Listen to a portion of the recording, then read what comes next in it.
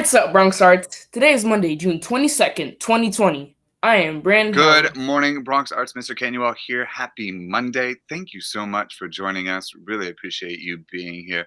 Hopefully, you had a wonderful and rest-filled weekend.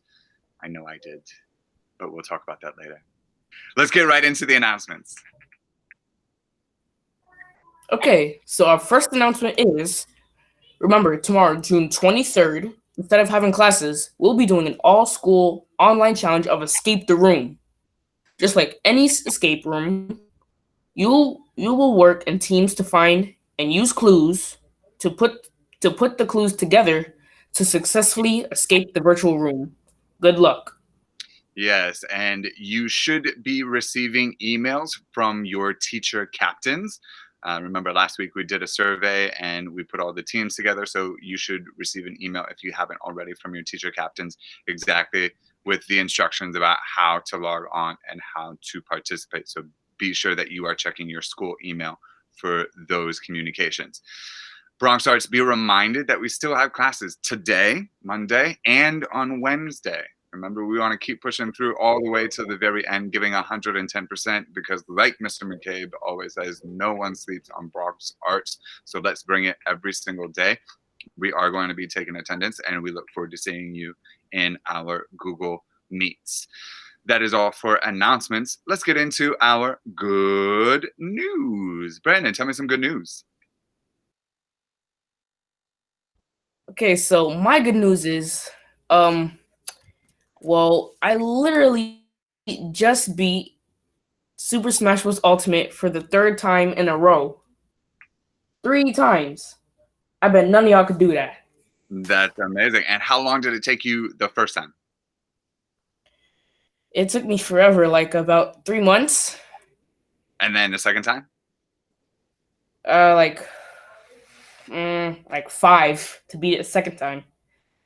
That is perseverance for sure. Keep pushing, keep going, even though sometimes it takes you longer, right? You learn Yeah. some new things about the game, right? There can be some educational things Yep. about video games, but make sure that we are still reading and hitting those books, which I know you are, Brandon. You shared some cool books that you just received last week.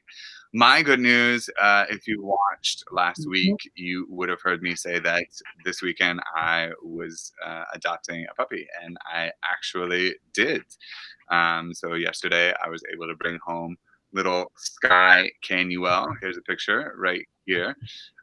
So that is my good news. Our family is growing a little bit, and we're very happy to welcome this little pup into our lives. Now, before you go to your parents or grandparents or aunts or uncles, whoever's going to buy you that puppy, and you're like, Mr. Canuel got a puppy this weekend, we should be getting a puppy. Know that puppies are a lot of work. I know I said I got a lot of rest this weekend, but the truth is the puppy got me up at 2:30 in the morning.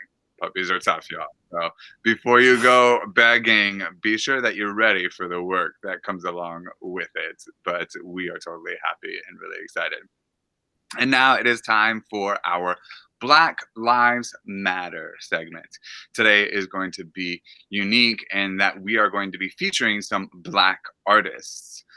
Some of them are still working, some of them are not, but have documented in their own medium Black lives. So this is really cool. So Brandon and I are just going to share some information and show some pictures about some incredible Black artists that you should know about. Our first one, Jamal Barber, is an emerging artist to look out for. He hails from Littleton, North Carolina. His work is one part narrative, one part portraiture, and one part positive propaganda about Blackness. Barber's prints project Black nostalgia, contemporary life, and Afrofuturism.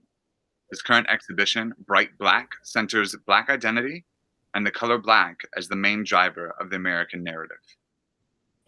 Gordon Parks was a pioneer in photographing everyday black life in America.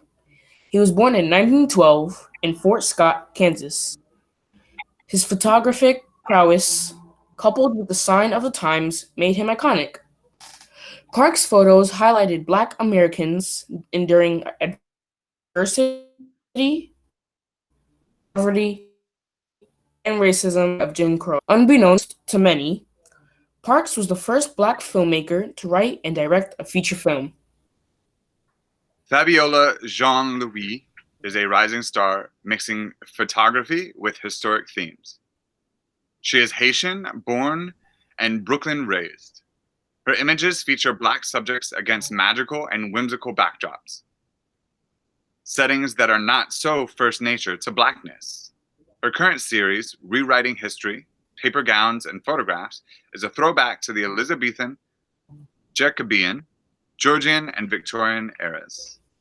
Jean-Louis subverts slavery, Black cruelty, and female European nobility by dressing Black and brown women in period clothing.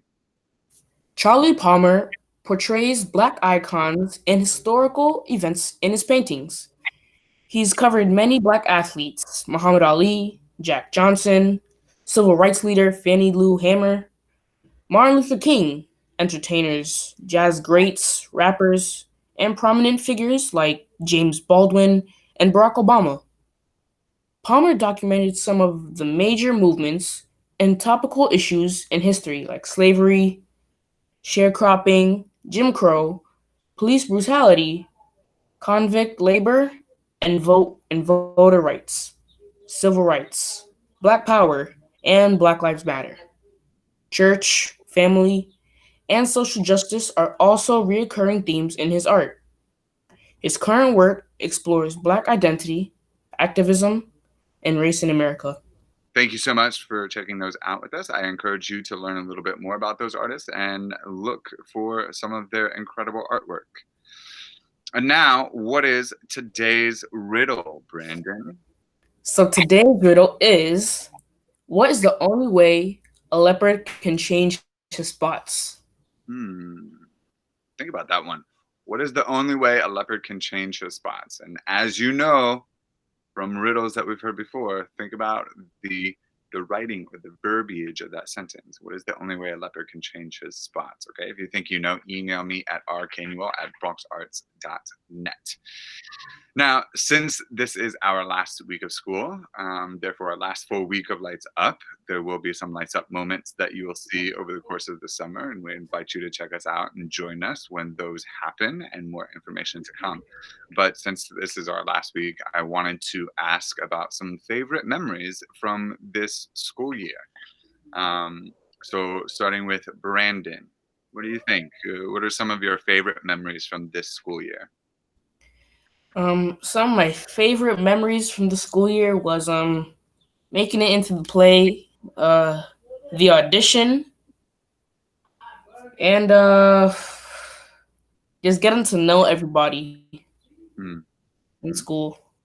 Yeah, that's super important because we had so many new scholars this year. So getting to know some new scholars, that was really incredible. Yeah, I think our first rehearsal for Fame was an incredible memory for me. I think Fridays in general were a big memory for me this year. Just I think the energy and the excitement and sometimes the competitions that we had at community meeting are definitely memories that I'll be taking from this year. But also, you know, Mr. McCabe starting the Friday song. Particularly, I'm going to call her out, Alyssa Perez, yelling down the hall like she hated it, but she knows that she secretly enjoyed it. And all the other scholars that were secretly annoyed but really enjoyed it as well. So those are some of my favorite memories. If you have some favorite memories, please email me, rknewell@bronxarts.net. I would love to share them over the next 2 days as we tie up the end of the year, so to speak. So please share your favorite memories from this year with me. That is it. That is all from us, Bronx Art. Have a wonderful Monday. Thank you so much for joining us. Have a wonderful day. Keep working, right? Tomorrow we have some fun, but today we're going to do some work. Brandon, final words from you? Final words. Okay. First of all, good luck on the escape room. Stay safe, stay clean, and make sure you have fun. Yes, always have fun. Life is too short, right? So let's have some fun. Have a wonderful day. Bye, Bronx Arts. Bye.